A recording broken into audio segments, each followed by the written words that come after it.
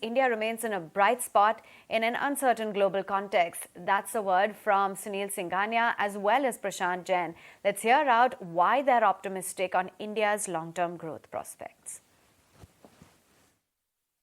We call it the 4D, in favor of India.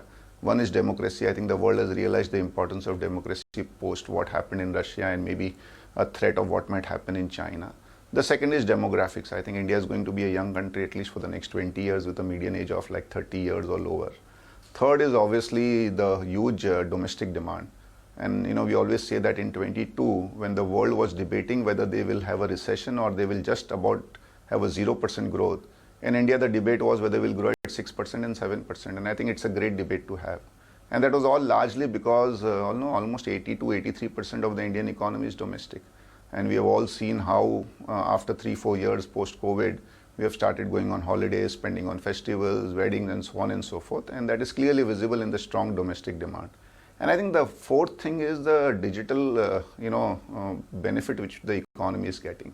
I think India has lagged in terms of physical infrastructure. We're trying to make up for that. But the digital infrastructure has been awesome. Tax collections are up 20% because compliance is higher. We have the UPIs and so many other things which have made India as an economy very efficient.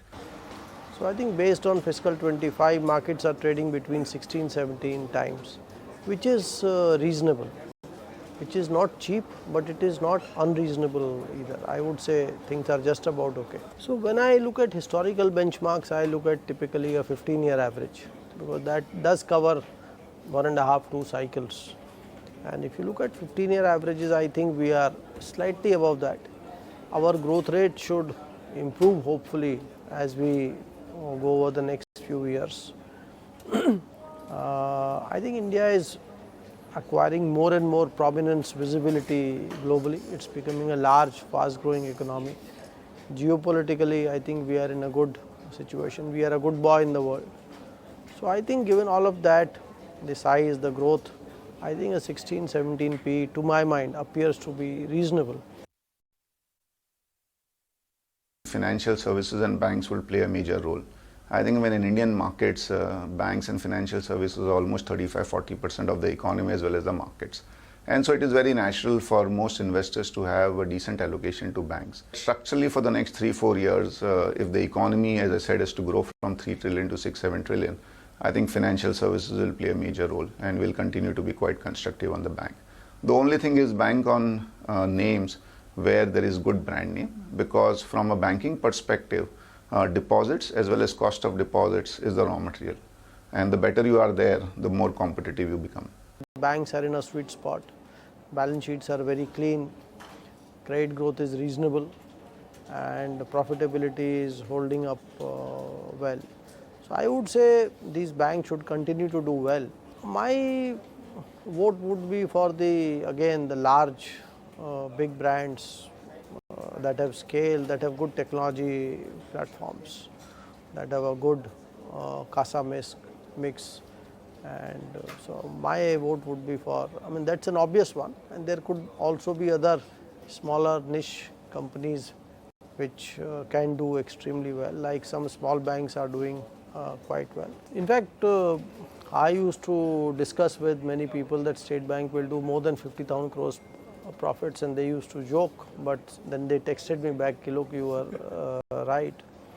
So I think the bank has done extremely well, and other than one product category maybe or two, they have actually not lost a share in any of the products.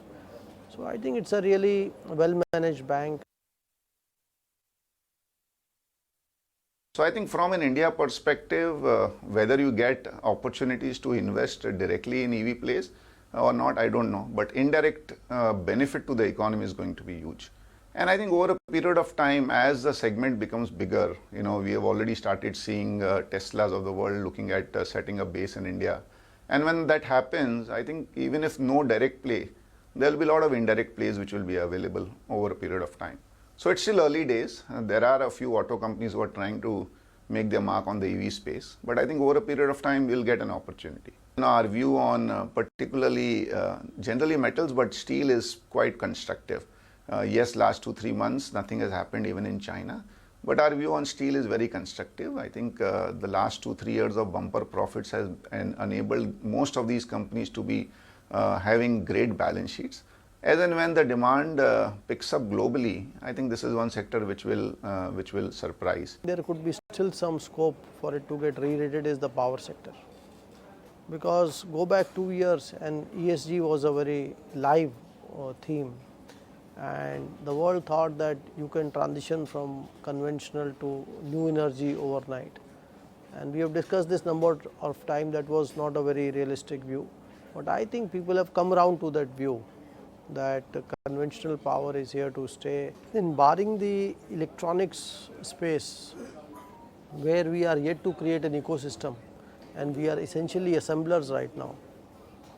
But I think barring that, our ecosystem is also reasonably well developed. So I would say whether it is textiles, whether it is engineering goods, whether it is chemicals, pharmaceuticals, in all these spaces, whether it is automobiles. Look at what Mr. Bhargava said recently. He said new plant dedicated towards exports. In two-wheelers we have done extremely well. So I think all spaces of manufacturing by and large, other than electronics, I think we have reasonable capability and we should do quite well, and we are moving in that direction.